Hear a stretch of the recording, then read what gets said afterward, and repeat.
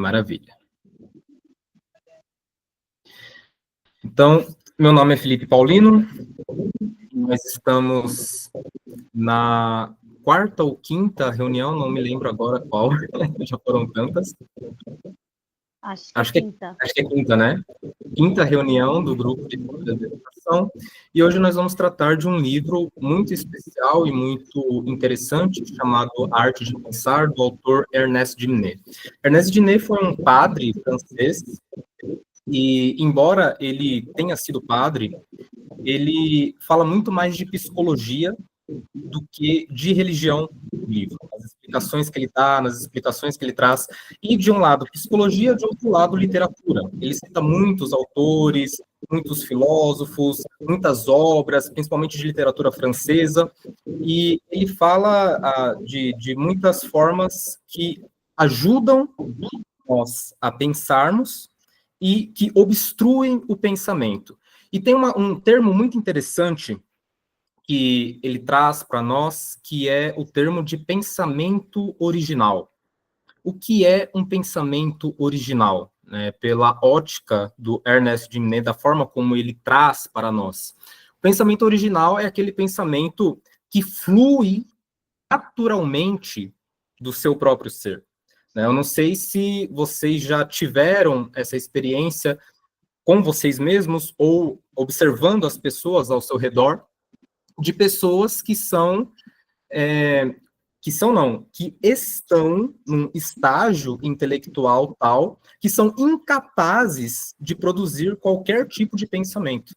Você pergunta, mas qual é a sua opinião? E a pessoa não sabe o que você pensa a respeito. E o que a pessoa só consegue fazer é simplesmente repetir aquilo que ela viu na TV, repetir aquilo que o outro disse para ela, repetir. Então, é simplesmente uma mente que repete. O que o Ernest Diminet fala, chama isso de megafone, né? São gramofones. Né? Você não tem ali uma produção, de fato, de uma linha de raciocínio. Você simplesmente escuta e fala, sem trabalhar aquela informação, sem desmiuçá-la de fato. E ele apresenta ali para nós, logo nos primeiros capítulos, nas primeiras linhas, as reflexões que o Ernest traz para a gente. Ele se pergunta, é possível pensar na possibilidade de uma arte de pensar?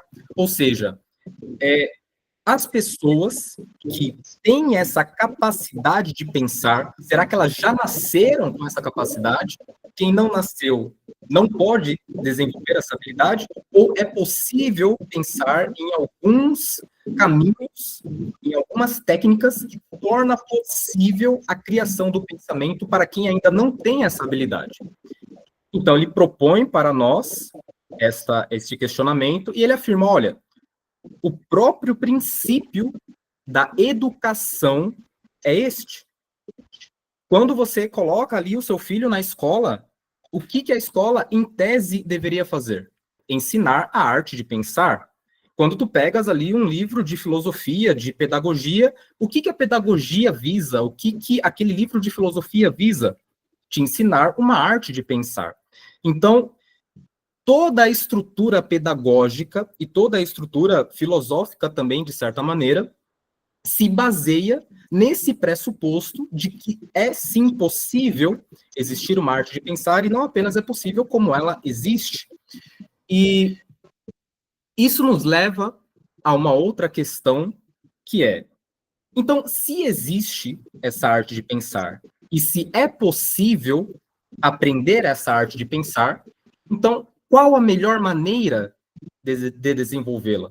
Como que é possível chegar para uma pessoa que demonstra interesse em desenvolver os seus próprios raciocínios, as suas próprias linhas de pensamento, só que ainda não tem essa habilidade, como conduzi-la por esse caminho? E é justamente este o ponto que nós vamos tratar aqui. Eu elaborei alguns diagramas que acredito que explicam com maior profundidade aquilo que o Ernest traz. E eu começo aqui, eu vou compartilhar aqui a tela com vocês. Deixa eu ver aqui. Alterar layout.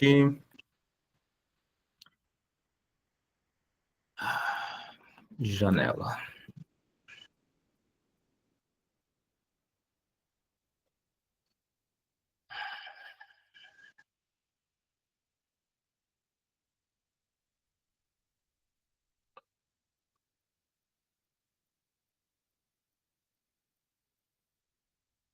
A tela aparece para vocês?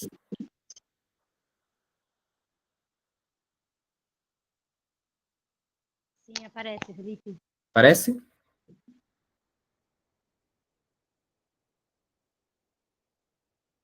Então, eu começo com essa frase de um professor chamado Renan Larentz. Na minha humilde opinião, ele é um dos melhores professores de educação clássica, e não apenas de educação clássica, as reflexões que ele posta são muito boas e muito pertinentes. E essa daqui é uma reflexão bastante simples e que conversa muito bem, converge muito bem com este tema que nós estamos tratando aqui. E vocês vão ver que no decorrer da explicação, este pensamento ele se aplica perfeitamente em tudo que aqui vai ser dito. Então, o que o professor Renan nos diz? Ele fala, olha, se há dias em que leio por horas, há também aqueles em que o estudo é uma longa meditação silenciosa, alternada por caminhadas absortas, assim como há dias que me sobrevém enorme necessidade de escrever ou de comunicar a alguém o que penso. Nenhum cronograma é capaz de demarcá-los. Resta-nos o bom e velho autoconhecimento, a lúcida sinceridade. A única disciplina aqui existente é a de saber o tempo favorável para o cultivo adequado da mente. Então, o que o professor Renan traz é o seguinte: se existe, em outras palavras, né, vou aqui fazer uma reflexão acerca dessa reflexão do professor Renan. Se existe uma arte de pensar, essa arte de pensar ela não pode estar distanciada do autoconhecimento. Porque o autoconhecimento é a base mesma do pensamento. E não pode haver autoconhecimento se não houver honestidade consigo mesmo, se não houver sinceridade para consigo mesmo. Esse é um dos pontos fundamentais dos ensinamentos do padre Ernest, onde ele fala que as pessoas que são insinceras consigo mesmas, que mentem para si mesmas, que mentem para os outros, que forjam uma personalidade que não é a delas, que vestem máscaras, que fingem, né, ele cita muito ali os políticos e pessoas que vendem os seus valores para galgarem prêmios e dinheiros e tudo mais, vendem a sua personalidade, prostituem a sua personalidade para fins meramente materiais, e essas pessoas, elas vivem no fingimento.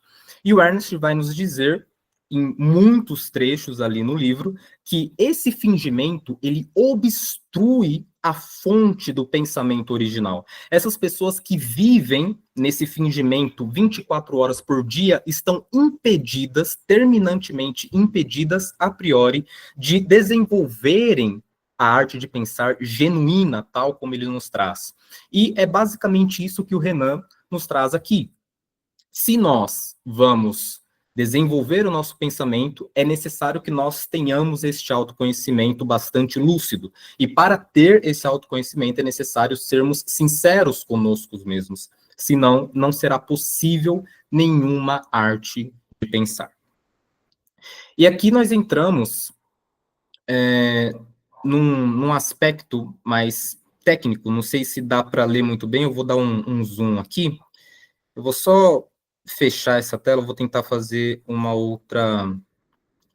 tipo de compartilhamento aqui, só um momento. Deixa eu ver se eu consigo mudar, para eu conseguir ver vocês também. Eu acho que eu não vou conseguir. Não está aparecendo a janela aqui para mim. Bom, vou deixar desse jeito mesmo.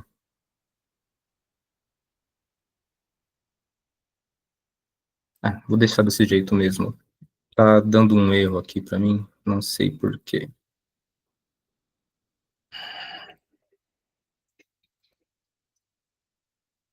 Deixa eu ver se vai.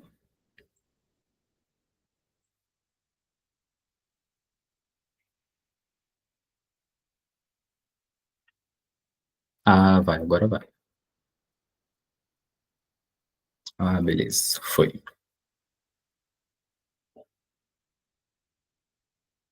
Então, essa segunda imagem, ela já tem muito mais elementos aqui para a gente trabalhar. Deixa eu dar um zoom aqui para vocês enxergarem melhor. Este daqui é basicamente tudo aquilo que o Ernest Diner ensina para nós no seu livro, né? Então, o que o Ernest vai afirmar categoricamente para todos nós e que faz muito sentido? Ele fala, olha, quando a criança ela nasce, né, ali na sua primeira infância, da 0 até os 3 anos, dos 3 anos até os 6, dos 6 anos até, e por aí vai, primeira, segunda e terceira infância, até chegar à fase da adolescência, pré-adolescência, adolescência, até chegar à fase adulta, essa primeira infância e segunda infância, ela é marcada por uma espontaneidade, por uma originalidade. Ó, a Tânia chegou. Olá, Tânia, seja muito bem-vinda. Então, na primeira infância, seja muito bem-vinda. Olá, boa noite. Boa noite, Boa Felipe. noite, boa Boa noite, noite a todos. boa noite. Então, na primeira infância, segunda infância, é evidente, todo mundo que tem criança em casa ou que já conviveu com crianças nessa idade, é evidente, isso salta aos olhos. Elas são naturalmente curiosas, elas são sinceras, elas têm interesse genuíno, elas têm criatividade, elas têm tudo que um ser humano bem desenvolvido tem. Aquela pessoa que tem um interesse de fato, né? Quando nós vemos a espontaneidade, a originalidade, a curiosidade num ser humano adulto, nós admiramos esse ser humano. Por quê? Porque é raro. É raro um ser humano adulto ter todos esses elementos. Só que aí o que acontece?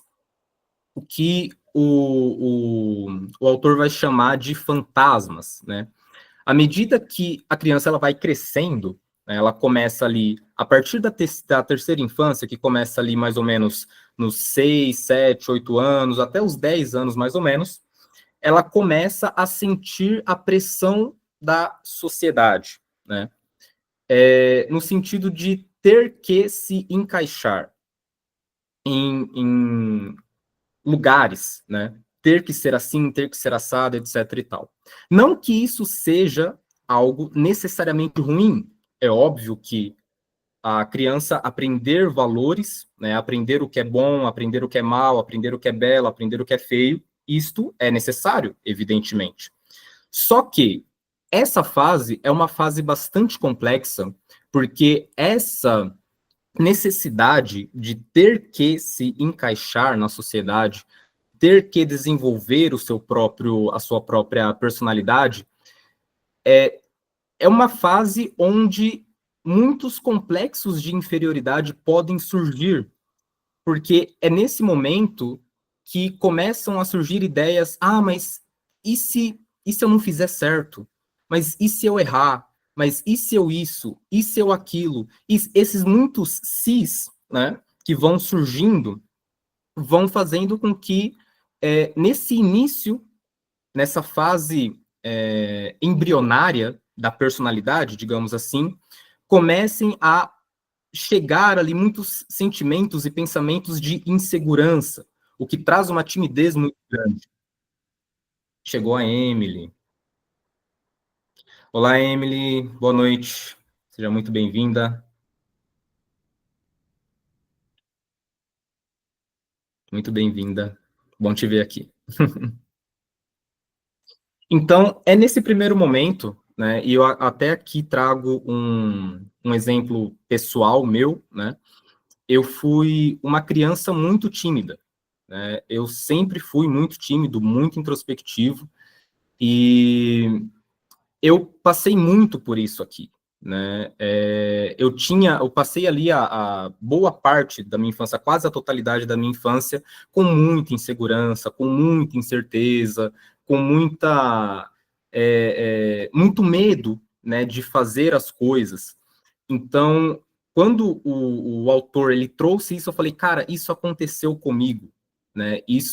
Essa é a minha história, né? Então, eu tive que quando eu cresci, né, ali na fase da adolescência, quando cheguei nos 17, 18 anos, 20 anos mais ou menos, eu fui revendo, né, fazendo uma retrospectiva da minha vida, eu tive que encarar essas coisas de frente, né, encarar essa insegurança, esse medo, esse desnorte, essas máscaras que nós vamos vestindo naturalmente, porque todo mundo precisa vestir máscaras para atuar na sociedade, né? A sociedade te força a vestir máscaras, e conforme você vai consolidando a sua própria personalidade, você vai ficando cada vez com mais segurança de expressar quem você verdadeiramente é, né? Porque quando a gente está ali na fase, a gente sai da terceira infância e vai para a pré-adolescência, nós queremos participar de grupos, né, na escola. Ah, o que fulano vai achar de mim, se eu falar tal coisa, se eu me portar assim, se eu vestir aquela roupa, e será que eu vou ser aceito na sala de aula, será que a professora vai me aprovar, será que isso, será que aquilo, esses muitos serás, esse muitos sis, essas inúmeras possibilidades, esses medos, eles vão ficando cada vez mais arraigados na mente, e são esses medos arraigados que o autor chama de fantasmas. Quando essas coisas elas crescem a tal ponto que elas tomam mesmo um primeiro plano, né, te impedindo de fazer as coisas, te impedindo de ser você mesmo, te impedindo de emitir as suas opiniões mais originais e mais verdadeiras acerca daquilo que você vê, acerca daquilo que você pensa, acerca daquilo que você realmente quer, e você abdica, você joga fora, digamos assim, a sua opinião, o seu ponto de vista, o seu próprio pensamento, para se adequar à norma imposta, para se adequar àquilo que o grupo quer, aquilo que a professora quer, aquilo que fulano de tal quer, você acaba meio que ficando em segundo plano para consigo mesmo, né? Agora, é importante a gente entender uma coisa, né?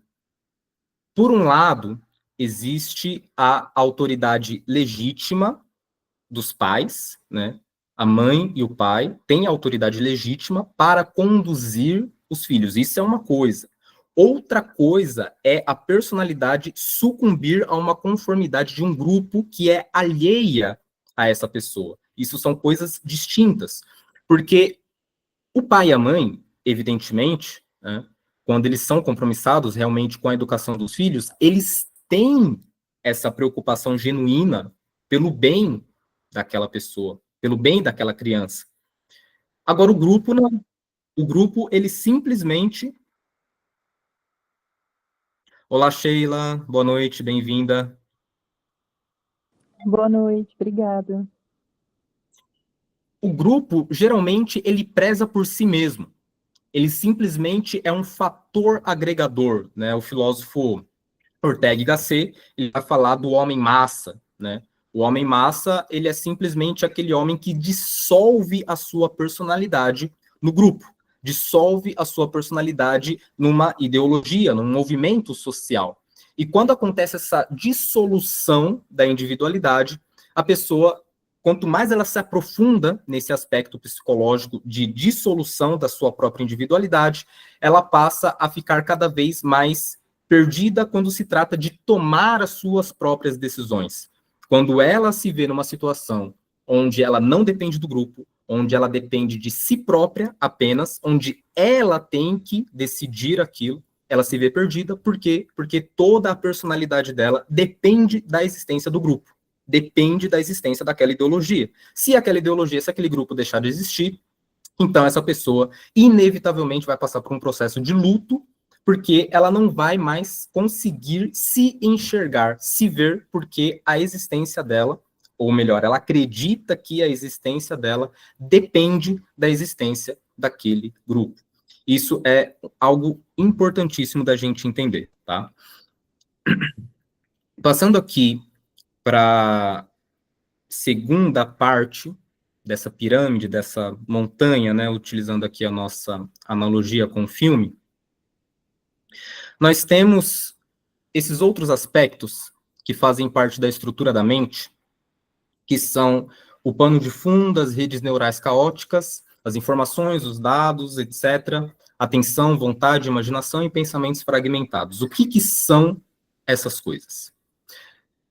Quando, suponhamos, né, suponhamos que a pessoa, ela percebeu, ela participava ali de um grupo, a personalidade dela dependia daquele grupo, ela imaginava que a existência própria dela dependia daquele grupo, daquele movimento, daquela ideologia, evidentemente vestia inúmeras máscaras e vivia em completo fingimento, porque não era o seu eu real, não era o seu eu verdadeiro. Então ela se dá conta de que ela precisa sair disso. E com o que ela vai se deparar quando ela quer sair disso? Ela vai se deparar com uma mente desnorteada, com um pano de fundo complexo, com um pano de fundo caótico, que não faz muito sentido, né? Com redes neurais caóticas que não têm muita base, não têm muito fundamento. E as informações, os dados, como estão completamente vinculados com aquele movimento de massa, eles ficam soltos quando o movimento de massa deixa de existir, né?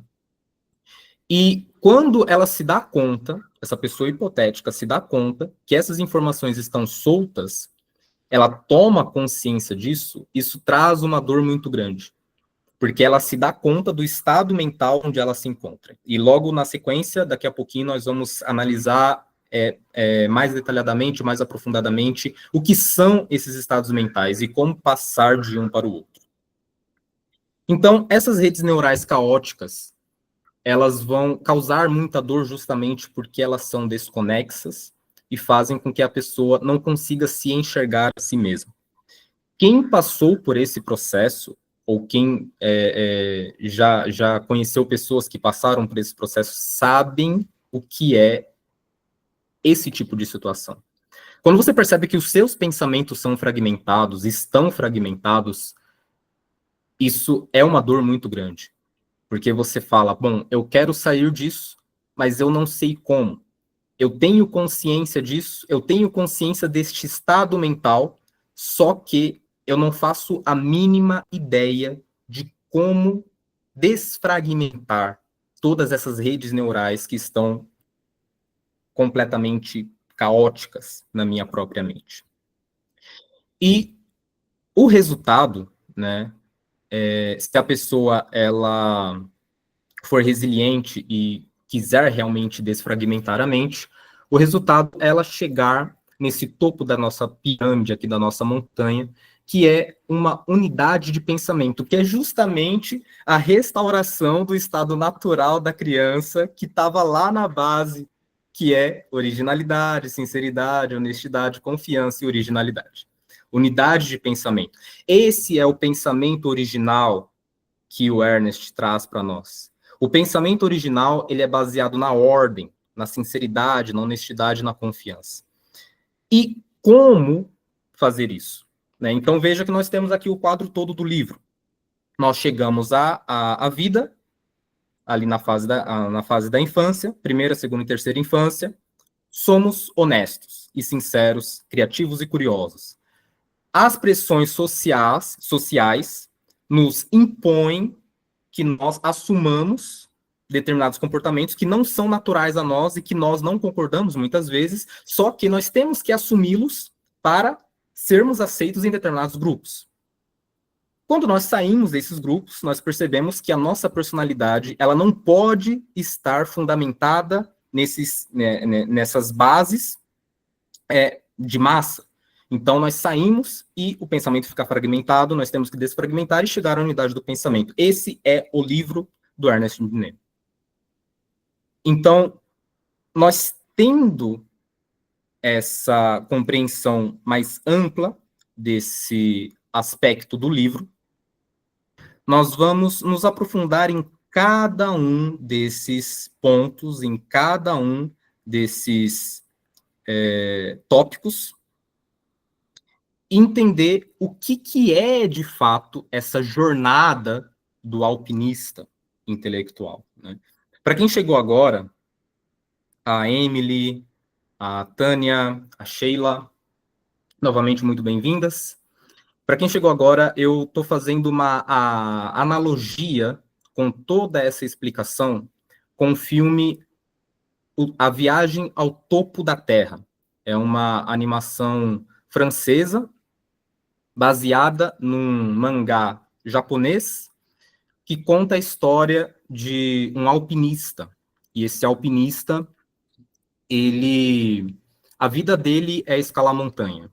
Ele faz isso a despeito de ficar pobre, a despeito de colocar sua vida em risco, a despeito de, enfim, inúmeras coisas. Ele faz aquilo por pura vocação.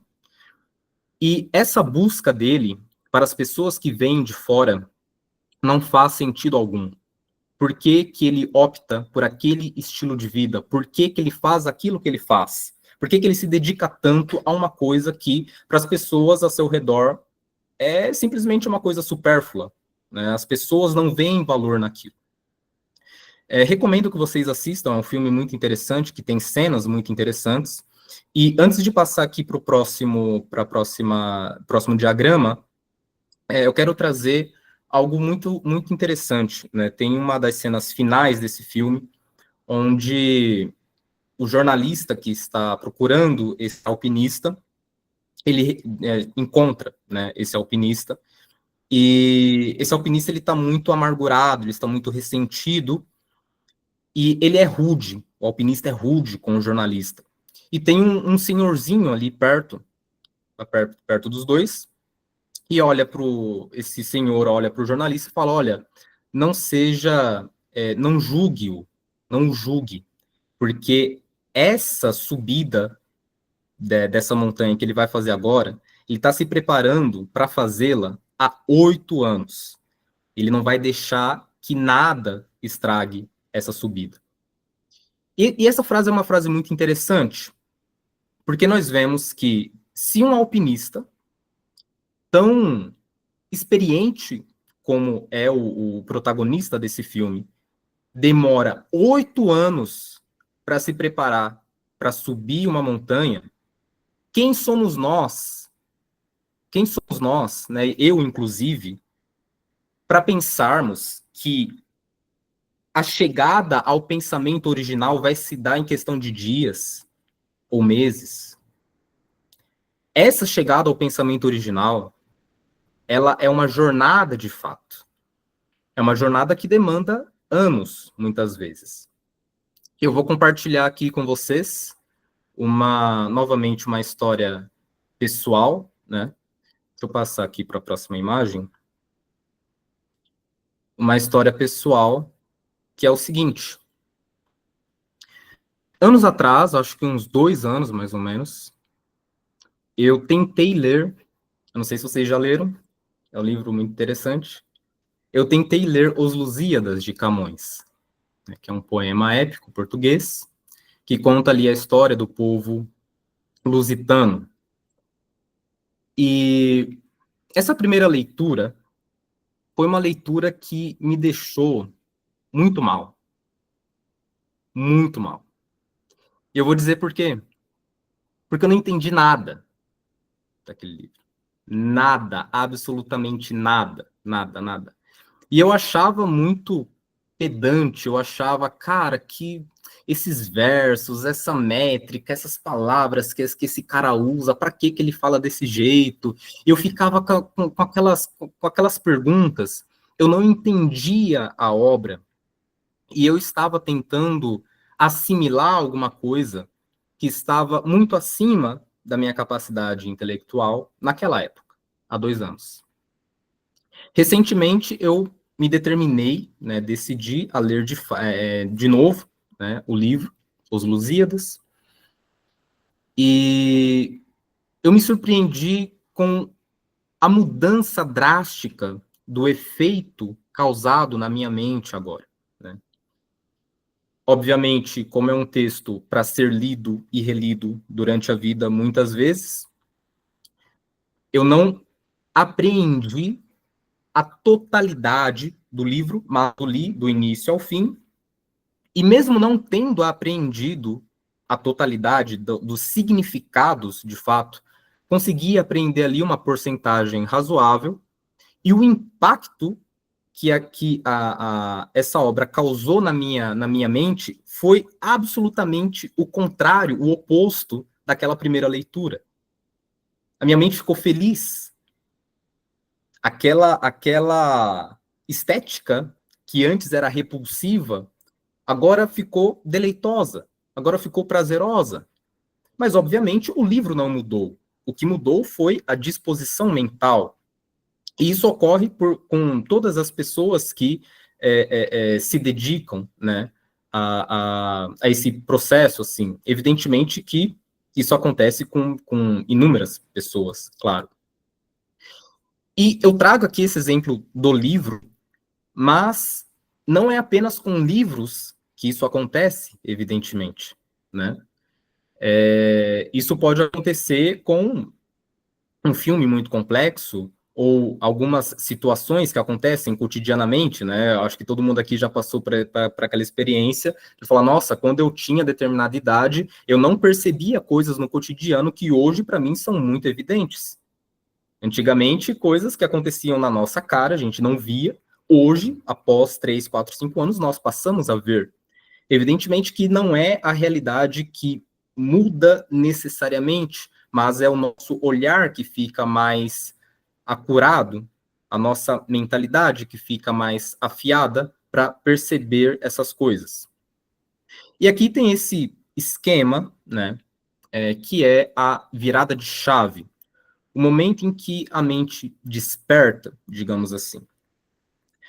No início aqui dessa explicação, dessa explanação, eu mencionei o fato de algumas pessoas estarem num estado intelectual, num estágio intelectual, que são incapazes, que estão incapazes de elaborar a sua própria linha de raciocínio e emitir a sua própria opinião original acerca de seja lá o que for.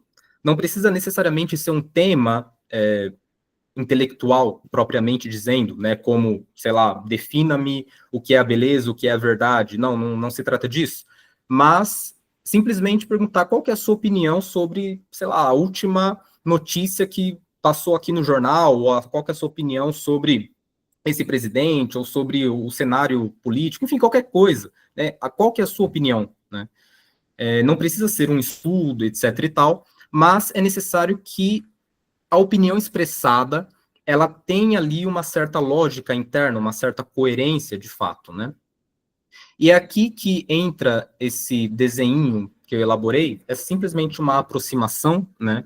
Esses pontos, eles representam como que redes neurais, como sinapses neurais, e a diferença entre esses riscos e quadrados e pontos e triângulos é simplesmente uma diferença de qualidade, uma diferença qualitativa, no sentido de que uma coisa é uma memória retida, uma coisa é informação que a pessoa viu, outra coisa é uma reflexão que ela está tendo, outra coisa, enfim, cada coisa ali é uma ideia, um pensamento, um sentimento, etc. Esse círculo é a mente, né? E você veja que, no primeiro círculo, essas coisas estão completamente esparsas, desconexas, elas não se conversam entre si. E no segundo círculo, você vê um cenário completamente diferente. Você vê que existe conexão entre um ponto e outro, e existe toda uma linha, uma estrutura que converge. Você percebe que existe ali a estrutura que vai para lá, que vem para cá, que sobe, que desce, que vai para a direita, que vai para a esquerda, que faz uma curva, que sai da informação A, que vai para a informação B, que vai para o pensamento, que se torna uma linha de raciocínio, etc. e tal. Não se trata de uma confusão, né? E por aí vai. Esse é o aspecto geral. Aqui embaixo tem esse outro círculo, que é uma representação dos fluxos de pensamentos e fluxos de consciência, né? Eu não sei se vocês já repararam, mas a nossa mente ela tem uma estrutura que ela é muito interessante. Por um lado, existem os pensamentos que ficam sempre em primeiro plano, são aqueles que fazem parte, que atuam, né, que habitam, de certa maneira, o nosso dia a dia, né? Eu tenho que fazer isso, eu tenho que fazer aquilo, tenho que lembrar de lavar a roupa, de colocar a roupa no varal, de fazer isso, sei o que lá, tem que trabalhar, tem que responder não sei quem no WhatsApp, etc e tal. São esses pensamentos que ficam a primeiro plano. Não chegam a ser uma linha de raciocínio, mas são como que lampejos que a todo momento ficam bombardeando ali o nosso primeiro plano.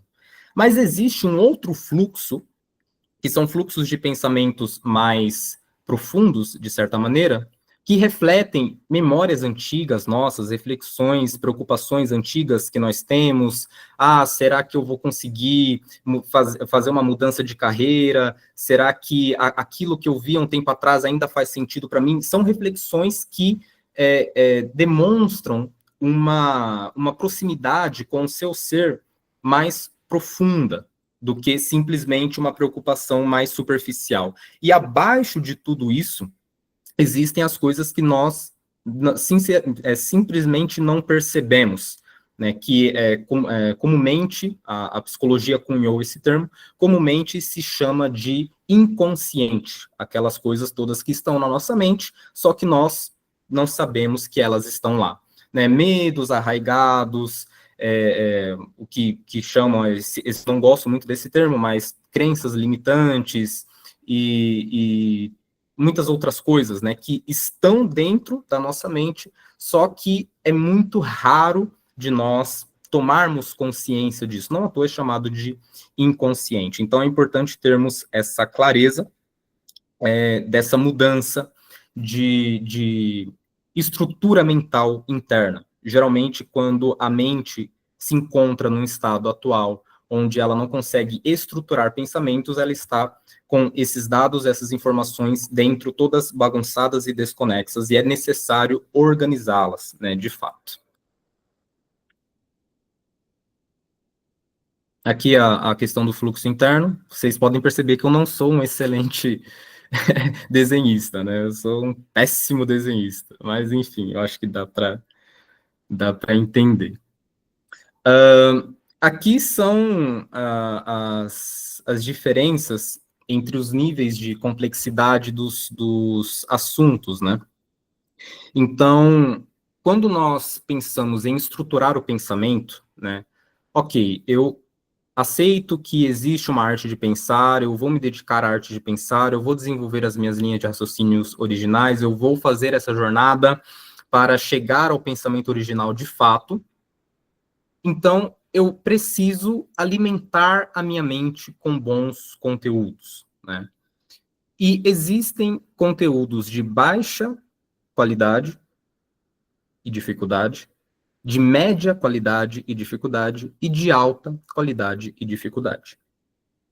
Geralmente, quando nós temos aquele autoconhecimento que o professor Renan, daquela citação logo no início que eu trouxe, quando nós temos aquele autoconhecimento, nós conseguimos fazer uma dosagem daquilo que nós precisamos naquele momento. Eu não vou adotar aqui, eu acho que eu não costumo adotar essa postura moralista de querer falar, não, simplesmente exclua todo tipo de conteúdo baixo da sua vida. Não é isso. Mas é importante saber que existem momentos e momentos, né? Porque quando a gente fala de conteúdo baixo aqui, é simplesmente assistir uma televisão, ver reels nos stories, ver reels no Instagram, ver os stories, etc e tal. Enfim, são coisas que nós fazemos para simplesmente se distrair, né? Contar ali uma piada, etc e tal. Não existe algo necessariamente ruim, né? Só que existem momentos certos para fazer a coisa. Então, por exemplo, e também as finalidades corretas, né? Se eu quero simplesmente passar o tempo, não faz diferença entre jogar videogame e, sei lá, assistir alguns vídeos engraçados nas redes sociais, não faz diferença, porque tanto faz, né? Eu quero me divertir, o que eu ver como algo divertido, eu vou lá e faço, não tem problema algum. Agora, quando a minha finalidade é aprimorar a minha estrutura mental, opa, aí existe uma diferença imensa entre ler um gibi e, de fato, ler um livro instrutivo. Então, é necessário reconhecermos os momentos, as finalidades e o estágio atual em que a mente está, né?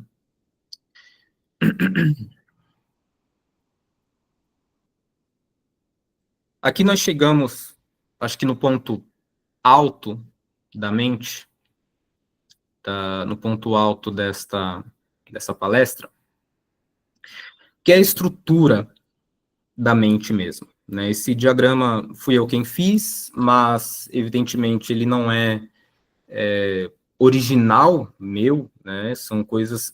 Eu apenas fiz um compilado de coisas que eu aprendi com outros autores e que eu aprendi também com a minha própria experiência de vida e observando a minha própria mente, né? Então, aqui nós temos a estrutura da mente, isso é apenas uma aproximação, né? Claro que a mente é muito mais complexa do que o que nós conseguimos expressar num mero diagrama, mas acredito que esse diagrama, ele nos dá já um bom norte para conseguirmos entender e nos situar um pouco nesse âmbito mental, nessa jornada de lapidação intelectual. Então, veja, a mente, ela sempre vai se alimentar dos 5 sentidos, de tal modo que, se nós não tivéssemos os 5 sentidos, ela não iria perceber nada da realidade exterior. Se nós não tivéssemos o tato, o paladar, a visão, a audição e o olfato, toda vez que eu falo, eu menciono aqui alguma palavra, vocês, primeiro, ouvem o que eu digo e, ao mesmo tempo, veem a minha imagem expressando. E esses estímulos, esse som e essas informações visuais chegam nos seus sentidos da visão e da audição e são processados pela mente. E a mente, por sua vez, vai se lembrar dos registros neuronais que guardaram na memória aquilo que essas palavras que eu estou falando significam, a quais ideias e pensamentos essas palavras se referem, e quando vocês puxam nas suas redes neuronais essas referências das palavras, vocês conseguem, por meio da memória, chegar à mesma ideia que eu estou expressando agora. Então, a mente, ela funciona dessa maneira. Ela pega um dado da realidade externa, por meio de um dos sentidos, ou mais de um ao mesmo tempo, lembra de alguma coisa que ela registrou na memória e chega a uma conclusão, indo a algum lugar, digamos assim, né? E quando nós entendemos isso, nós percebemos uma coisa interessantíssima. A memória, ela é como se fosse um depósito. Olá, tudo bem? Seja muito bem-vinda. Quanto tempo? Muito bem-vinda. Então, nós percebemos o seguinte, a memória, ela é como se fosse um depósito, né? E para quem aqui já teve um contato com uma língua estrangeira que você não conhece, por exemplo, sei lá, conversei com alguém que fala aramaico, né? Nunca ouvi nada de aramaico. A partir do momento que eu ouvir alguém falando aramaico, eu não vou entender nada, porque a minha mente, ela vai captar o som, mas na hora dela tentar processar aquele som, ela não vai conseguir, porque ela vai na memória e a memória não tem nada correspondente àquele som. Então a mente, ela vai fazer esse processo de busca, só que ela vai chegar num lugar que não tem nada registrado. O que acontece algo muito diferente quando eu converso com alguém que fala a mesma língua que eu, evidentemente. Sou nativo do Brasil, falo português desde que nasci, ouço português desde que eu nasci, então a minha memória está repleta de palavras da língua portuguesa com os seus subsequentes referentes. Então, toda vez que eu vejo alguém falar garrafa, eu sei qual objeto que é. Alguém fala livro, eu sei qual objeto da realidade que é. Alguém fala qualquer palavra em português, desde que eu já tenha ouvido esta palavra e já tenha assimilado e memorizado, a minha memória naturalmente vai fazer esse trabalho natural. Mas é necessário ter esse registro antes, este registro prévio, né? Esta é a base de tudo. É na memória que nós guardamos os fatos, os conhecimentos, as informações, os dados, tudo aquilo que é de fato objetivo. E se não fosse pela memória, esta reunião, por exemplo, jamais seria possível, nem qualquer outra reunião, né? Nem qualquer tipo de conversa, por mais casual que ela seja, não precisa necessariamente ser uma conversa intelectual. Todos nós nos utilizamos da memória. Isso é auto-evidente, né? E aqui existe uma coisa muito interessante. Quando nós saímos da memória, que é o fato mais óbvio, né, por assim dizer, da estrutura mental, né, e essa relação direta com os sentidos, com os 5 sentidos, e nós passamos para a imaginação, né? A imaginação, nós já percebemos que ela é um derivado da memória, no sentido, no simples aspecto. Suponhamos que é de dia, está dia agora, e eu saia daqui de casa, e eu de repente vejo um gato preto, né? Eu olho para o gato preto e falo, nossa, que gato bonito. Mas logo na sequência, eu lembro que dizem, né, que o gato preto traz azar. Aí eu começo a pensar, nossa, mas e se realmente o gato preto me trouxer azar? Será que esse dia vai ser um dia azarado? Nossa, mas então significa que eu começo a imaginar inúmeras possibilidades que não necessariamente são reais, mas é a minha imaginação a partir de um fato que eu observei na realidade que começa a devanear, começa a ir para inúmeros lugares que eu vou lá saber se é verdade, se não é verdade, eu não tenho como conferir, não tenho como. Isso acontece inúmeras vezes. Eu dei exemplo do gato preto, mas é com qualquer coisa, né? Eu olho assim para, eu acho que aquela pessoa me olhou com raiva, eu acho que aquela pessoa não gosta de mim, eu acho que não sei o que lá, acho que a gente vive imaginando coisas. E essas coisas não necessariamente estão na memória, mas é uma faculdade da mente que fica ali a todo momento indo para lá e para cá, e para lá e para cá, e para lá e para cá. Mas é evidente, se formos analisar com maior profundidade, que existe uma diferença entre determinadas atividades da imaginação. Eu posso fazer muito bom uso da faculdade imaginativa, se eu não deixá-la a esmo, se eu não simplesmente me esquecer dela, se eu conduzi-la, ela me pode ser muito útil. Se eu deixar um pouco o devaneio de lado, sem sentido algum, e começar a me utilizar da imaginação para refletir profundamente, eu começo a chegar a planos, eu começo a estruturar planos baseados totalmente, por um lado, na memória, que me fornece os dados e informações e os fatos necessários para elaborar o plano, mas o plano, ele é totalmente imaginativo.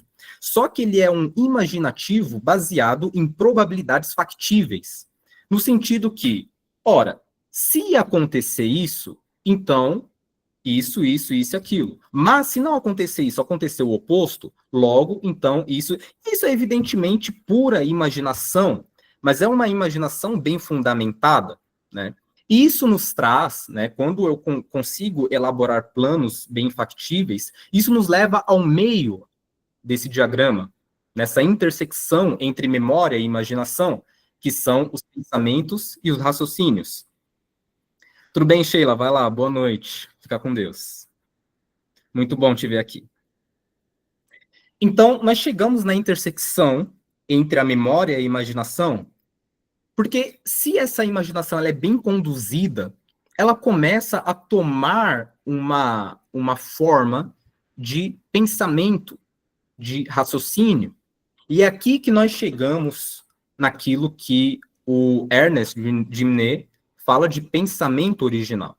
Por quê? Porque você não está dependendo diretamente de um livro ou de alguém que te diga o que fazer aqui ou ali. Você simplesmente está pegando fatos e conhecimentos e informações da sua própria memória, você está refletindo sobre aqueles fatos que estão na sua memória, você está imaginando probabilidades factíveis sobre coisas que estão na sua memória, você está construindo uma linha de raciocínio que se transforma num pensamento, e esse pensamento se consolida, e aí você vai chegar à conclusão se aquele pensamento faz sentido ou não faz sentido. As primeiras vezes que a gente elabora uma frase totalmente original, né, você reflete, aí você chega numa frase. Todo mundo aqui já teve uma experiência dessa, né? Acredito eu, né? Porque em algum momento todo mundo passa por isso. Aí você reflete, você chega naquela frase e fala, nossa, essa frase é uma frase muito boa. É uma frase muito legal, essa frase dá uma alegria. Porque você percebe que aquele fruto é seu. Não é uma coisa que você está repetindo, não é uma coisa que simplesmente você copiou de um livro, você chegou naquilo. É um fruto que simplesmente você foi cultivando, e você obteve aquele fruto, você colheu aquele fruto. Isso é importantíssimo. Esse é o pensamento original. É você, com seus próprios esforços, cultivando a sua própria mente, chegar a frases originais suas, e que podem ser igualmente profundas e complexas, como a de qualquer outro autor que escreveu livros, sei lá, né? Então, eu já conheci tantas pessoas que, sei lá, nem escreviam, nem liam, nem nada, só que chegavam a conclusões magníficas, justamente baseado nessa estrutura do funcionamento da mente, porque refletiam por si próprias. E aqui nós nos remetemos de novo àquela ideia de cultura, que inclusive eu enviei aquele vídeo recente no grupo, né, da reflexão da professora Paula Senísio, onde cultura é cultivar a mente, cultivar a alma, para que ela dê frutos. Da mesma forma que nós cultivamos o solo e colhemos os frutos das árvores e das hortas, da mesma forma que nós cuidamos do ambiente ao entorno e obtemos frutos e obtemos resultados, a mente funciona da mesma maneira. Nós vamos cultivando, chega um momento que, inevitavelmente, ela começa a nos dar frutos. E tem uma frase que é muito bonita, acho que é a frase mais bonita do livro, A Arte de Pensar, que é a seguinte: a arte de pensar é a arte de ser você mesmo. Isso resume tudo o que nós estamos falando aqui. Absolutamente tudo.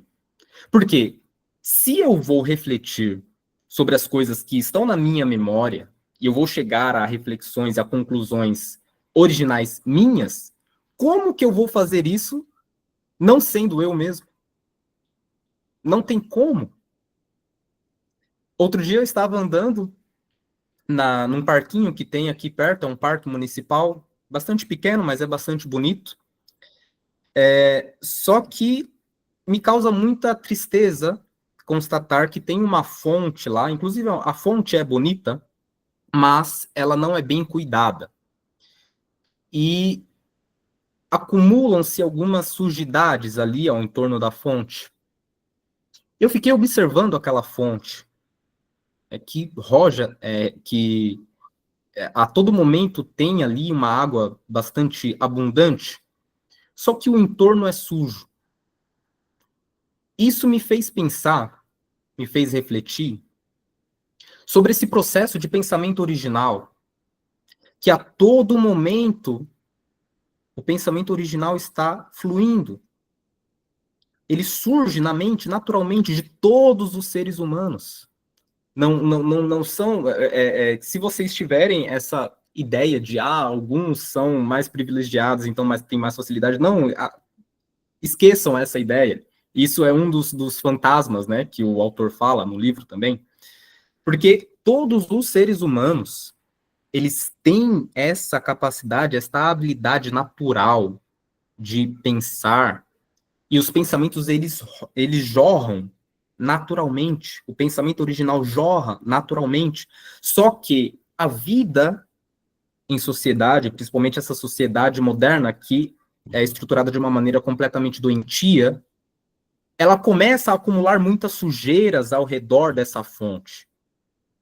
Então você precisa mentir, você precisa fingir, você precisa dizer aquilo que você... ser contrário ao que você acredita, você precisa se encaixar numa coisa que você não é. Isso impede de você pensar. Isso vai acumulando muita sujeira, ao ponto de você simplesmente se esquecer como pensa. Porque quando nós éramos crianças, nós pensávamos naturalmente, e a mente funcionava naturalmente.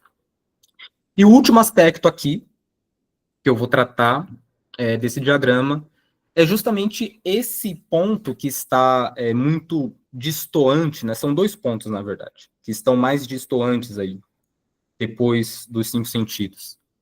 O primeiro é o filtro da percepção, e o segundo é a consciência. Eu coloquei a atenção ao lado da consciência, mas não é exatamente a mesma coisa, né? Nós vamos falar aqui um pouco da diferença entre consciência e atenção. Só que elas andam sempre juntas, mas uma coisa é uma coisa, outra coisa é outra coisa. Em primeiro lugar, vamos falar do filtro da percepção. O filtro da percepção ele é muito interessante, é um tema que me é muito caro, porque o filtro da percepção é o que nos dá aquela segurança de não nos abalarmos, não nos abatermos, mesmo diante de coisas muito pesadas. No sentido, por exemplo, nós vimos ali uma notícia no jornal, no Instagram, em qualquer rede social, no YouTube, etc., que é totalmente desumana, totalmente absurda, ou então aconteceu alguma coisa na nossa vida pessoal que nos abala profundamente, que você fala, cara, por quê? Por que aconteceu uma coisa dessa? Por quê? Nós ficamos indignados. Só que existe uma coisa muito peculiar da estrutura mental, da estrutura da psique, do intelecto, que é, ou, tem dois caminhos. Aquilo que chega no filtro da percepção, ou vai direto para o coração, direto para a alma, ou é processado de uma maneira mais madura no intelecto, ali no próprio filtro, e quando chega no coração, não faz com que o coração fique absorvido por aquela carga. Isso é algo, se eu não me engano, eu já falei em uma das reuniões passadas, que é a diferença entre observar e absorver. Quando eu vejo algo muito horrendo, mas eu preciso atuar para melhorar de alguma maneira aquela situação, se eu ficar profundamente impactado, eu vou ficar impossibilitado de fazer qualquer coisa, de ajudar as pessoas, porque eu mesmo preciso. Então, eu mesmo preciso de ajuda, né? Eu não posso ajudar se eu preciso de ajuda, né? E é um processo que é muito, muito, muito difícil, né? Mas, quando esse filtro da percepção ele fica mais robusto, de certa maneira, né? Essa divisão, né, entre aquilo que eu estou processando no intelecto e aquilo que vai para o coração, ela começa a ficar mais natural com o tempo, tende a ficar mais natural com o tempo, né? Mas isso é um processo, assim, é um processo para toda a vida, né? Não é algo assim tão simples, né? E o outro aspecto é o aspecto justamente da consciência e da atenção. A consciência, ela não está muito bem representada aqui neste diagrama, porque a consciência, na verdade, ela não está dentro da mente, né? Porque ela meio que está no próprio fundamento da mente.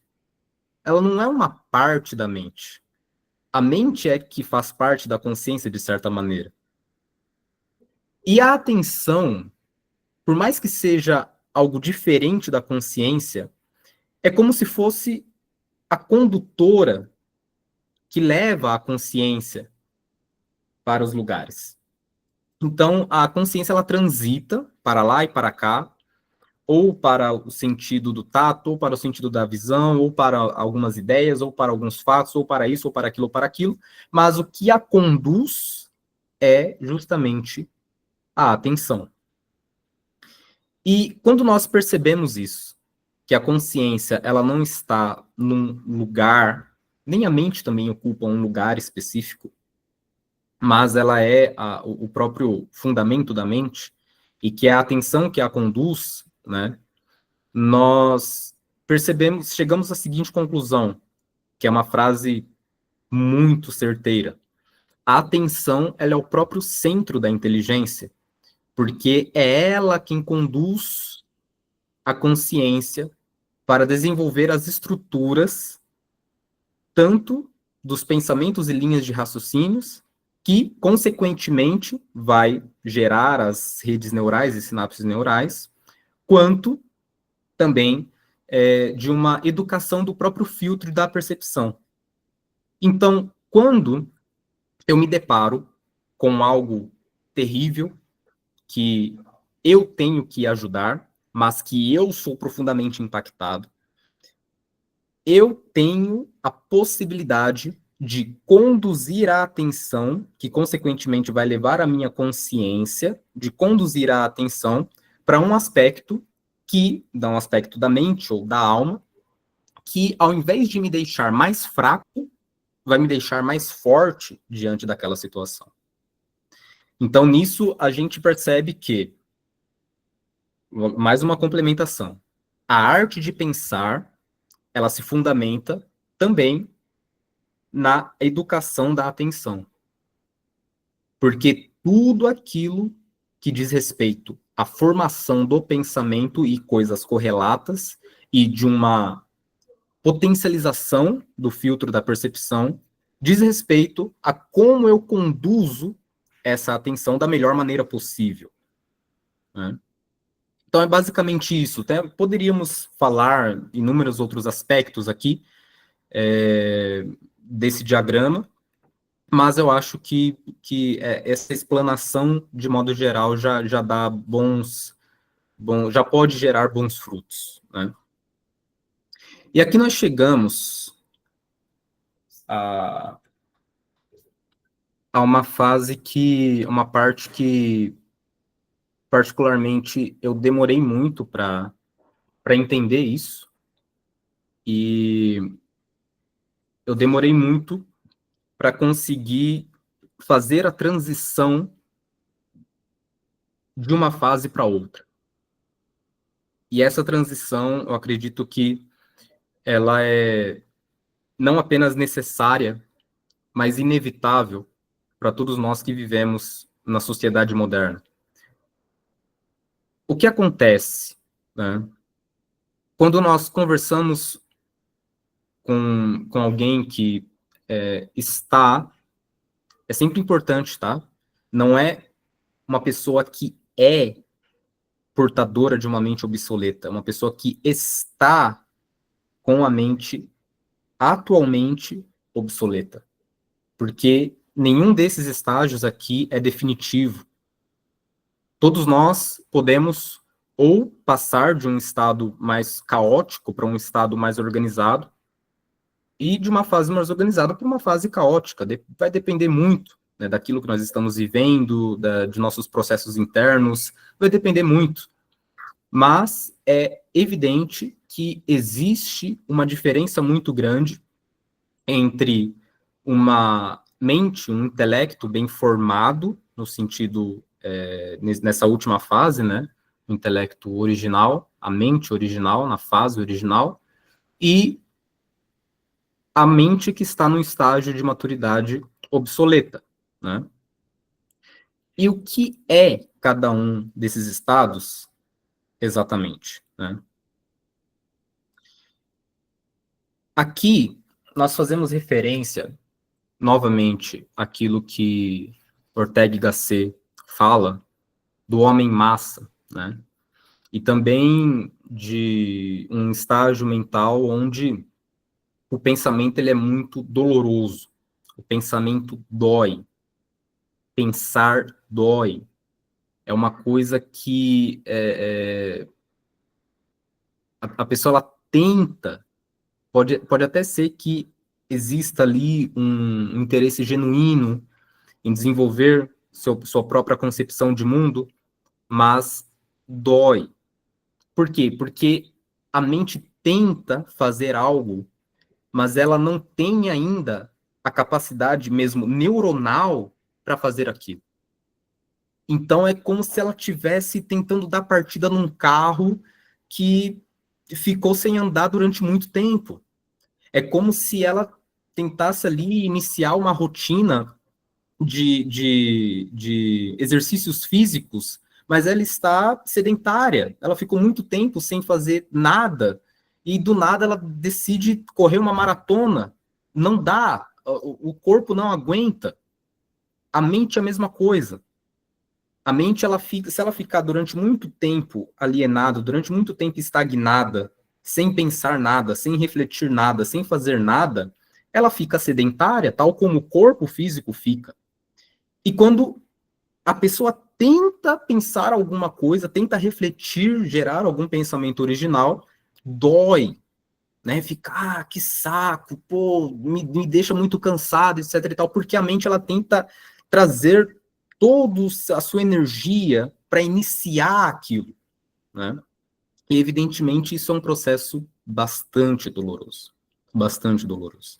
Essa, eu acredito que é a fase mais crítica nesse processo todo, né? Porque é aqui que a força de vontade, ela tem que superar essas dificuldades iniciais. Da mesma forma que, quando a pessoa decidiu, sei lá, fazer academia, né? Ou correr todos os dias. Os primeiros dias são os piores. Todo mundo que já tentou começar a fazer alguma coisa dessa sabe disso. Os primeiros dias são os piores. Mas pra quê? Pô, mas nem tô tão gordo assim, né? Caramba, né? Não, é melhor ficar aqui no sofá mesmo, tal. E a mentalidade é a mesma coisa. É a mesma coisa. Então, esse é o primeiro estágio, primeira fase, né?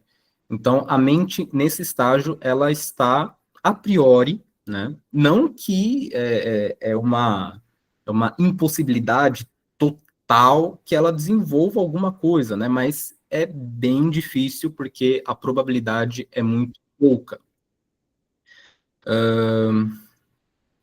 Shalom a todos, shalom, shalom.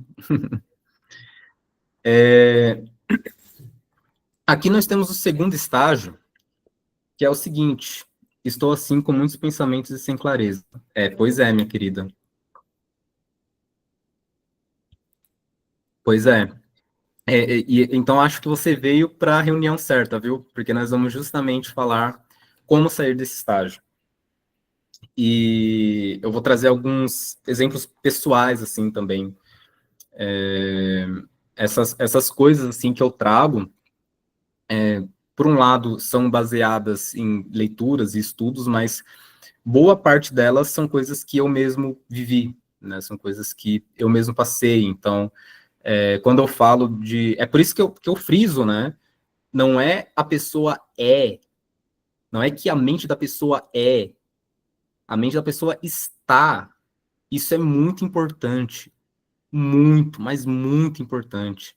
Eu me lembro quando eu tinha, sei lá, 17, 18 anos, mais ou menos, e eu via os meus amigos ali discutindo e trazendo ideias, trazendo fatos, eu ficava olhando assim para eles, eu ficava, mas nossa, eu queria tanto participar dessa conversa aí, pô, eu queria tanto falar também as coisas, mas eu não sei, eu simplesmente não tenho o que falar, não sei o que falar, não sei nada, tipo, eu ficava só olhando assim e desejando, né, participar daquilo, mas a minha mente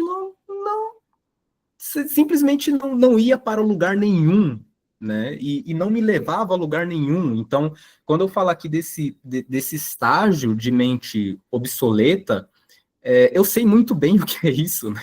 Porque eu fiquei muito tempo assim nisso, né? Muito tempo mesmo, né? E esse processo de saída desse estágio, o que nos traz ali uma certa esperança é que ele é possível, evidentemente, mas ele precisa ser bem feito de certa maneira. Ele precisa ter os estímulos corretos, né? Precisa ter ali um fundamento de motivação e de interesse legítimo, né? Porque uma frase que a Márcia me falou quando eu estava no sítio, né, com ela aí, ela falou assim, olha, Felipe, para mim, a força de vontade, ela é algo que realmente muda a vida da pessoa, né? Quando a força de vontade da pessoa, ela realmente, né, é trazida assim à tona, não, eu quero realmente isso, e a vida da pessoa muda, isso é muito real, né? E quando eu li esse livro, A Arte de Pensar, pela primeira vez, eu estava justamente entre um estado de mente obsoleto e fragmentado. Quando eu li pela primeira vez, isso foi o quê? Foi entre 2020 e 2021, mais ou menos.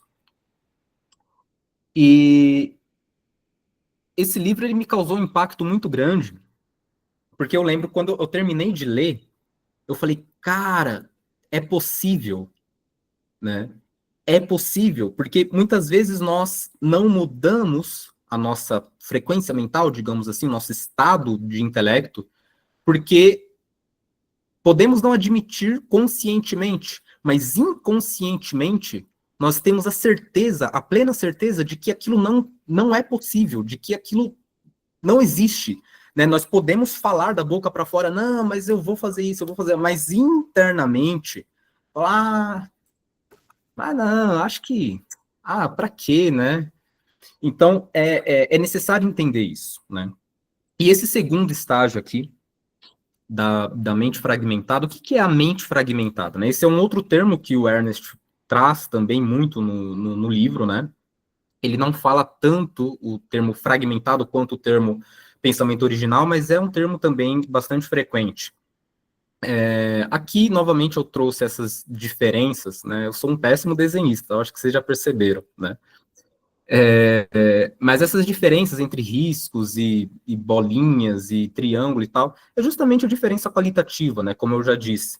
Então, uma coisa é uma informação, outra coisa é ali um dado, uma emoção, um sentimento, um pensamento que eu fiz, será que aquela viagem para a praia eu vou fazer, eu não vou fazer? Então, são coisas que ficam ali esparsas, né, na mente, ficam vagando para lá e para cá, etc e tal, só que não necessariamente tem conexão uma com a outra, né? O pensamento está fragmentado, eu não consigo conectá-los, uni-los de fato.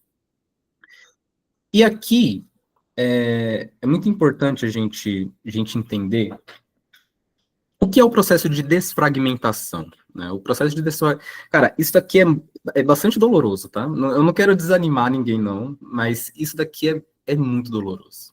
Mas é uma dor boa, é uma dor boa, é uma dor boa. Por que é doloroso? Porque esse é um processo que é como se você estivesse recolhendo os pensamentos esparsos. Aí você me pergunta, como que eu faço um troço desse? Como que eu faço, como que isso é possível, né? Tipo, eu vou recolher aqui meus pensamentos. Não é uma coisa que, acordei aqui, vou recolher meus pensamentos. Pô, né? Não é bem assim, a coisa não é tão simples assim, né? Mas o que torna possível essa desfragmentação? Justamente a consciência que nós estávamos falando ali na estrutura da mente, né? Porque se nós fôssemos corrigir a mente utilizando a própria mente, não seria possível, porque a percepção de algo só é possível pelo lado de fora. Se você está dentro da mente, você utiliza a sua própria mente para mudar a mente, isso simplesmente não vai gerar muito fruto. Então é necessário, primeiro, tomar uma consciência da própria mente para, então, identificar os pensamentos e, a partir dessa identificação dos pensamentos, perceber, isso daqui é um pensamento é uma linha de raciocínio, isso daqui é um sentimento, classificá-los de fato. Isto é uma ideia, isto é aquilo, isto é não sei o que lá. Você vai categorizando, você categoriza. Isso, evidentemente, é um processo muito introspectivo, né? Você precisa estar em silêncio, quieto, sozinho, ali, pensando, evidentemente, os próprios pensamentos. Isso é um processo bastante minucioso, tá? Não é algo que, vou fazer aqui em 1 horinha, em 2 horas. Não, é um processo que demanda dias, né? Talvez semanas ou meses. Mas é possível. Você vai categorizando, categorizando, categorizando, categorizando, aí você consegue fazer essa categorização de fato. Opa, consegui ali trazê-los de fato, identificá-los e classificá-los razoavelmente bem, né? Isso são todos princípios psicológicos, né? Aí você chega nesse outro estágio aqui, onde a coisa já está mais interessante, né? Você desfragmentou, classificou, e você consegue, então aqui estão todas as minhas ideias, neste canto, aqui estão todas as minhas reflexões, aqui estão os pensamentos, aqui estão as coisas que eu armazenei de ideias de outros autores que não são meus, mas só que eu posso aqui guardar, aqui. Então você consegue ter uma visão mais ampla e mais lúcida e mais ordenada da mente, né?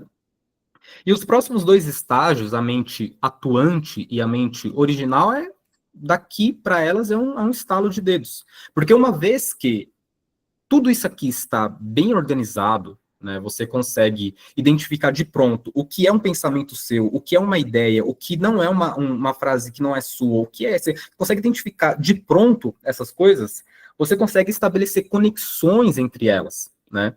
Aí você começa a atuar, né? Você vê que eu não coloquei uma conexão entre isso aqui e isso aqui, porque esse estágio é ainda o da mente ordenada. Então, as coisas ainda estão ficando ordenadas, né? Quando a mente atuar de fato, aí este esquema aqui, essa sinapse neural, vai se conectar com essa, que vai se conectar com essa, que vai se conectar com essa, com essa, e com essa, com essa. Tudo isso aqui vai estar conectado umas com as outras e você vai transitar entre uma e outra. E quando você transitar entre uma e outra de modo muito natural, aí você se firma e se estabelece verdadeiramente no pensamento original. Porque as suas linhas de raciocínios, elas serão todas originais.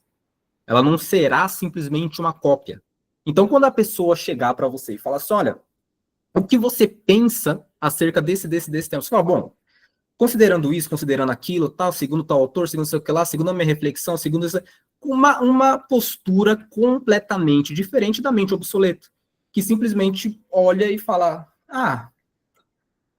eu acho que é interessante, né? Eu acho que é legal, é bacana, é bacana. Não que, né, tudo bem, tem dias que você não tá afim de falar, tu vai falar, é bacana, tá bom, tal, mas só que, veja, a pessoa simplesmente falar que é bacana porque ela tá com preguiça de falar, mas ela tem a capacidade de falar coisas mais profundas, é diferente da pessoa que não tem a capacidade de falar coisas mais profundas e a única coisa que ela consegue falar é bacana, né? Então, isso é muito importante. Muito, mas muito importante, tá? Então, esse é o fundamento basilar do pensamento original.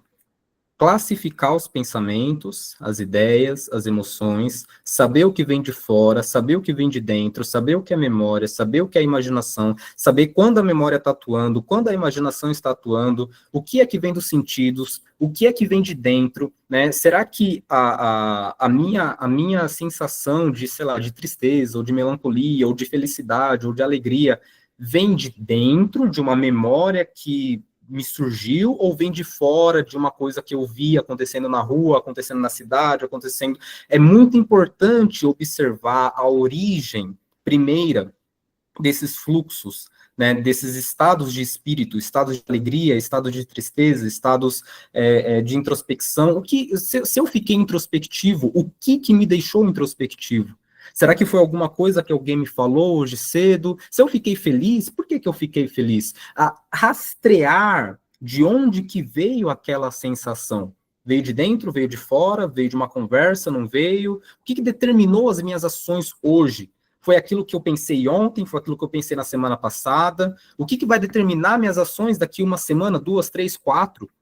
Então, é preciso rastrear. É necessário rastrear. Quando nós rastreamos, e não apenas rastreamos uma vez ou outra vez, nós tornamos esse rastreio um hábito, né? Como que uma segunda natureza, digamos assim. Isso vai se tornando cada vez mais natural, cada vez mais tranquilo, né? Você rastreia e fala, não, eu tô triste porque disso, daquilo, eu tô feliz por causa tal. Mas eu tive aquela conversa e tal, então você consegue ter muito mais lucidez sobre o seu estado mental, o que te deixou naquele estado mental e qual o impacto emocional e sentimental e racional, etc e tal, né? É muito importante nós percebermos que essa visão moderna, principalmente da psicologia moderna, de falar que o cérebro é racional e o coração é emocional e distinguir, apartar, separar radicalmente uma coisa da outra, é uma visão absolutamente equivocada, absolutamente errada, porque se formos analisar profundamente a ação e atuação do intelecto, nós iremos ver que sempre tem algum fundamento emocional envolvido. Sempre.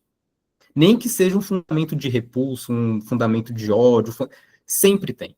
As nossas buscas intelectuais, né? Ah, mas por que que eu gosto tanto de ler determinado assunto? Porque eu gosto, porque eu me interesso, porque eu tenho vontade de aprender. Por quê? Porque me deixa feliz, porque me deixa contente, porque me traz uma sensação boa. Todas essas justificativas não são racionais. Não há uma separação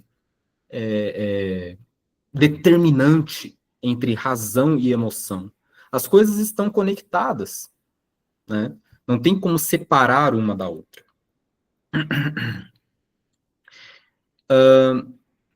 E aqui voltou aqui o diagrama da estrutura da mente, né?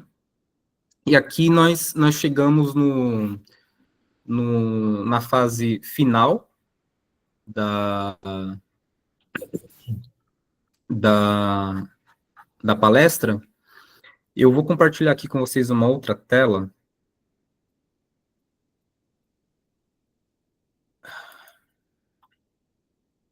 Que é uma síntese do livro. Tem umas citações bastante interessantes. Essa daqui foi que eu coloquei lá no grupo. Ele fala da diferença entre o pensamento original e os conhecimentos e informações, né? Isso é algo interessantíssimo, né? Uma coisa é a genialidade. A genialidade, ela é simplesmente a inteligência se expressando no seu mais alto nível, sem necessariamente precisar de conhecimento, de informações e de dados, né? A pessoa é um gênio, ela simplesmente capta as coisas no ar, sei lá, desde criança, desde 6 anos de idade, desde 7 anos de idade, já solta, assim, umas frases absurdas e cria coisas absurdas que homens e mulheres de muito tempo atrás vêm tentando fazer e não conseguem. E essas crianças gênias, né, têm essa habilidade inata, né? E quando nós observamos, fala, pô, não sou um gênio, né? Pô, que pena, né? Não nasci com genialidade, não tenho esse dom, né? Então, pô, fazer o quê, né? Vou ter que estudar, né? Vou ter que ler, vou ter que, né? Não nasci gênio.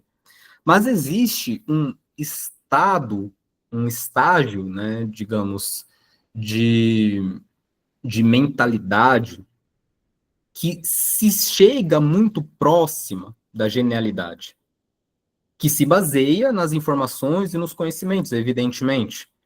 Só que fica tão fluido, fica tão natural, que parece falar, nossa, tal fulano de tal é um gênio. Não, mas não necessariamente é um gênio. Só que as redes neurais, as sinapses neurais foram tão bem formadas, tão bem estabelecidas, tão bem conectadas, que o pensamento ele flui de modo tão fluido, de modo tão sutil, que você fala, uau, é incrível. O impacto que isso causa é incrível. É incrível, incrível, incrível. E isso é muito importante, né? Então aqui ele fala, né? A total maestria das informações sobre determinada questão, além da profundidade do conhecimento, conferirá a um homem aquela rapidez de argumentação que não podemos deixar de chamar de pensamento brilhante, embora, na verdade, sejam apenas informações, né? Ou seja, aquilo não é genialidade no verdadeiro sentido do termo, né? Como eu defini agora há pouco, mas é tão magnífico e tão bem estruturado que parece ser de tão próximo que é, né? E aqui eu quero só fazer uma outra analogia, que é a seguinte. Outro dia eu estava num terminal de trem aqui em São Paulo, e eu comecei a reparar nos fluxos de pessoas, né? Uma grande quantidade de pessoas subia num trem, outra quantidade grande descia, uma ia para uma direção, outra para outra direção, etc. e tal. Era aquele fluxo gigantesco que ocorre, né? Que acontece e é natural que aconteça nos grandes terminais de trem. E a malha ferroviária, né? Que vai para uma direção, para outra direção, o tamanho da estação é sempre correspondente ao tanto de pessoas que vão se utilizar da estação e daqueles trens que elas vão entrar. E por que eu estou falando isso? O estabelecimento e a construção das redes neuronais são muito semelhantes à construção de redes de malhas ferroviárias. No seguinte sentido, se eu colocar uma quantidade excessivamente maior do que aquela estação é capaz de aguentar, bom, das duas, uma. Ou muitas pessoas vão chegar atrasadas, ou muitas delas vão ficar irritadas e vão voltar para casa porque não vai suportar. As pessoas não vão... aquela capacidade estrutural de malha ferroviária e de trens não vai suportar aquilo. E as redes neuronais são as mesmas, é a mesma coisa, né? No sentido de que quando a mente ainda não tem as redes necessárias para processar uma quantidade determinada de informações, num nível determinado de complexidades e densidade, se ela não tiver aquela estrutura para processar aquele tipo de informação naquela quantidade, vai congestionar a mente. Então é necessário ter justamente, a gente sempre vai voltar naquele mesmo ponto, aquele autoconhecimento. Será que esta densidade a minha mente é capaz de processar, de assimilar, ou vai congestionar e vai me deixar cada vez com mais dificuldade de processar isso? Isso é muito importante, né?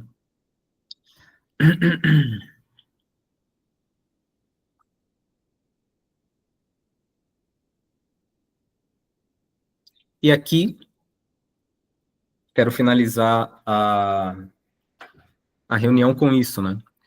Podemos sintetizar aquilo que todos esses mestres de introspecção afirmam de uma imensa variedade de formas? Sim, leia-os, ouça-os, analise seus métodos, examine as suas posturas e verá que estão vivendo e pensando tanto quanto possível segundo dois preceitos fundamentais. Seja você mesmo e encontre-se a si mesmo. Isso resume todo o livro e resume também toda a palestra Mas é claro que simplesmente falar seja você mesmo, encontre-se a si mesmo, não é suficiente para fazer com que as pessoas se encontrem a si mesmas. É necessário uma explicação mais aprofundada, etc e tal.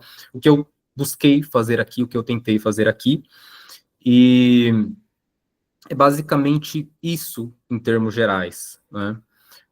Quando nós pensamos na arte de pensar, quando tomamos a arte de pensar como um objetivo, temos que primeiro entender a estrutura da mente, entender como funciona a mente, entender quais são as matérias que alimentam a mente, de que modo os sentidos, os 5 sentidos alimentam a mente, o que é a memória, o que é a imaginação, qual é a diferença entre atenção e consciência, o que é um raciocínio e qual é a diferença de raciocínio para pensamento e qual é a diferença de pensamento para sentimento, para emoção, e qual é a diferença de ideia, reflexões, etc. Enfim, quando nós compreendemos todos esses pontos, a mente ela fica muito mais. Isso traz uma sensação de, opa, eu sei atuar com isso que eu conheço, dá uma sensação de familiaridade. E essa sensação de familiaridade faz com que seja possível aquela mudança de fase da mente, sair do estágio obsoleto para um estágio de desfragmentação e do estágio de desfragmentação para um estágio ordenado. E, chegando no estágio ordenado, aí que a coisa começa a fluir de uma maneira muito, mas muito, mas muito mais tranquila e natural. Espero que vocês tenham gostado. E aqui chegamos à nossa parte final, que são as dúvidas, as perguntas, os comentários e as críticas.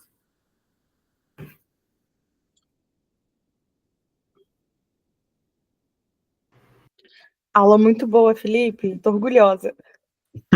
Obrigado, Larissa. Antes que eu me esqueça, eu vou compartilhar aqui com vocês, mas, peraí, deixa eu